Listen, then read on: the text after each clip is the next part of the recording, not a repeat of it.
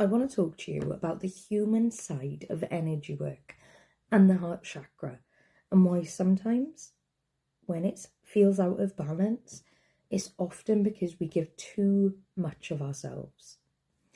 Now imagine your heart is like a little beautiful flower. It wants to open up, to connect, to share love. But what happens when we keep giving and giving and giving and expect something in return and it doesn't happen, or just giving and depleting your own energy? Or worse, when we feel like we have to earn love by being useful, or we have to earn love by sacrificing our own needs.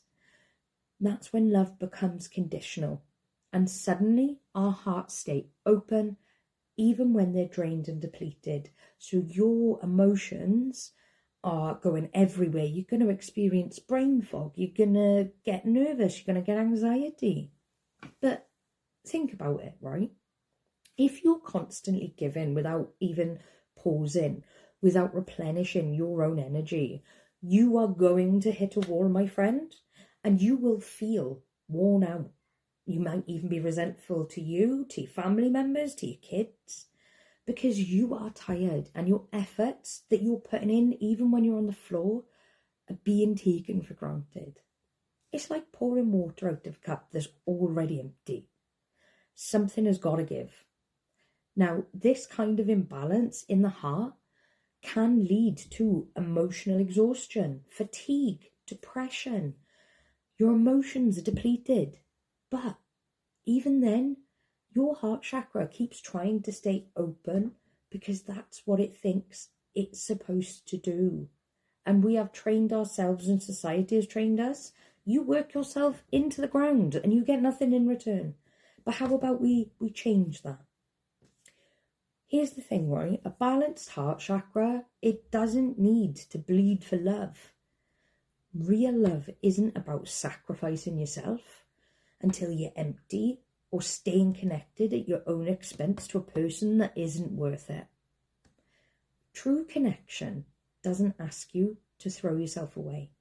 It allows you to be you and to be whole, to protect your energy, to love without losing yourself in the process.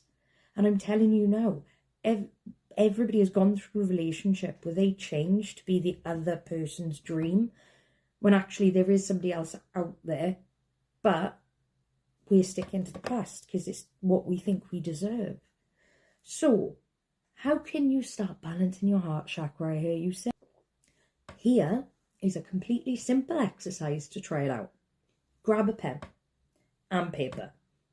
Just write down 3 ways you give to others without being asked.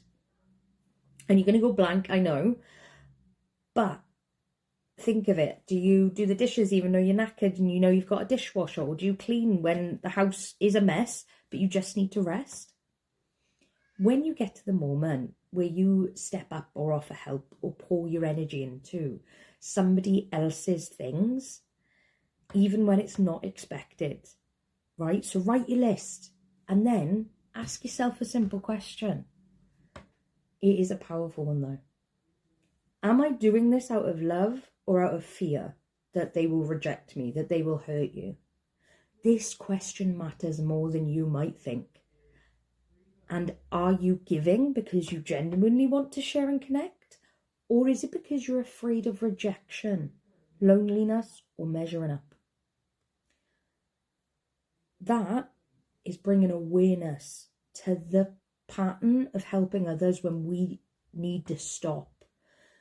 We can start to shift your energy and bring back some of that balance to your heart. So as always, make sure you're following along, comment, share, because I'm trying to build my small business and you're going to be part of it while I'm helping with your mental health. But let me frame it to a different way. Your energy is precious, right? So think of it as money, the most valuable currency in the world. You wouldn't just spend your money on anything, would you? You wouldn't go just anywhere. You wouldn't do just anything. Probably not. You'd be careful. You'd ask yourself beforehand, is it really worth it?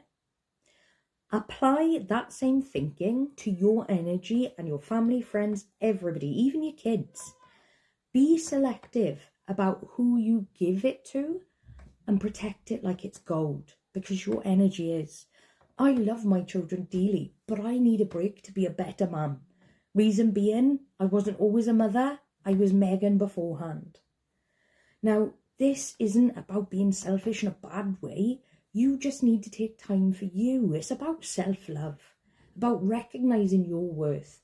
And when you start to value yourself, and I mean really value you, doors and opportunities that come to you, you didn't even expect or imagine. Before people and experiences started coming into your life, they're going to align with your new energy, your self-respect and self-care. Now, why would they do that? Because you're putting value on yourself for the first time in a very long time. I want to make it clear, it's not about shutting down your heart and being mean to everybody. It means opening it up, but on your terms. It means understanding that you are enough, even without constantly having to prove it or look for justification, or even giving it through sacrifice. It's about finding balance between giving and receiving, and connection and protection.